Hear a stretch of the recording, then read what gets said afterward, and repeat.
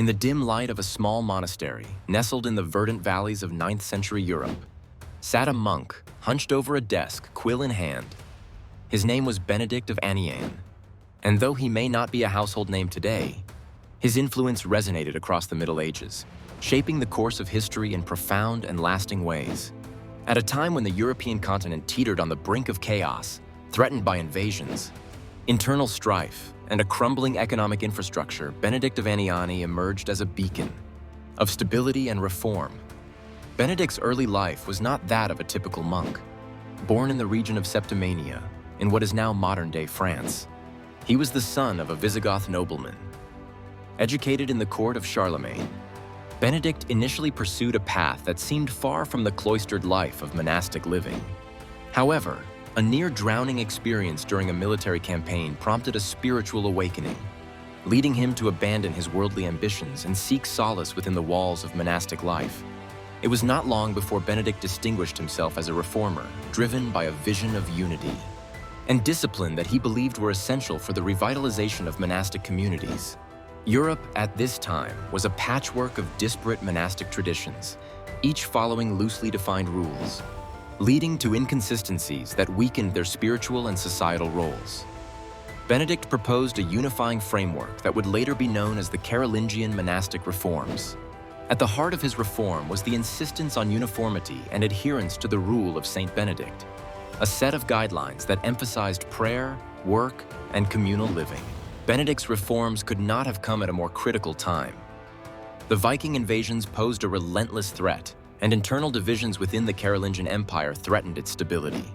In response, Benedict advocated for a stronger, more structured monasticism, believing it could serve as a stabilizing force for both the church and the broader society. His vision was not simply about internal reform, but about positioning monasteries as centers of learning and economic activity. Monasteries under Benedict's influence became bastions of agricultural innovation, manuscript preservation, and educational excellence, laying the groundwork for what would eventually blossom into the Carolingian Renaissance. Benedict's efforts attracted the attention of Louis the Pious, Charlemagne's successor, who recognized the potential of a revitalized monastic system to reinforce his reign. With royal backing, Benedict was able to implement his reforms on a much larger scale, standardizing practices across the empire and creating a network of monastic communities that were interconnected and mutually supportive. This monumental task was not without challenges, and Benedict faced resistance from those who were reluctant to give up local traditions. Yet, his persistence and diplomatic skill gradually won over many adversaries. The success of Benedict's reforms did more than fortify the religious institutions. It had a ripple effect on the entire medieval society.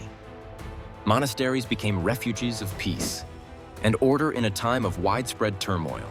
They preserved not only religious texts, but also classical works of antiquity, becoming custodians of knowledge and carriers of culture through the dark stretches of the Middle Ages.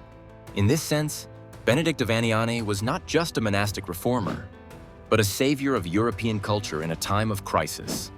By strengthening the monastic system, he ensured the survival of ideals and traditions that might have otherwise been lost to the ravages of time. As we look back at this pivotal period, it is clear that the Middle Ages would have been markedly different without Benedict of Aniane's tireless efforts. His work laid the foundation for the eventual rise of medieval universities, the flourishing of scholastic thought, and the preservation of literary and scientific heritage that would spark the Renaissance centuries later. While he may have lived a life of quiet devotion, his legacy speaks with a powerful voice across the ages. In conclusion, Benedict of Aniane remains an inspiring figure who reminds us of the profound impact that one individual's vision and determination can have on the world. At a time when darkness seemed poised to envelop Europe, it was the humble and steadfast efforts of this monk that contributed significantly to the cultural and spiritual vitality of the Middle Ages. His story is a testament to the enduring power of faith, reform, and the relentless pursuit of a better future for all.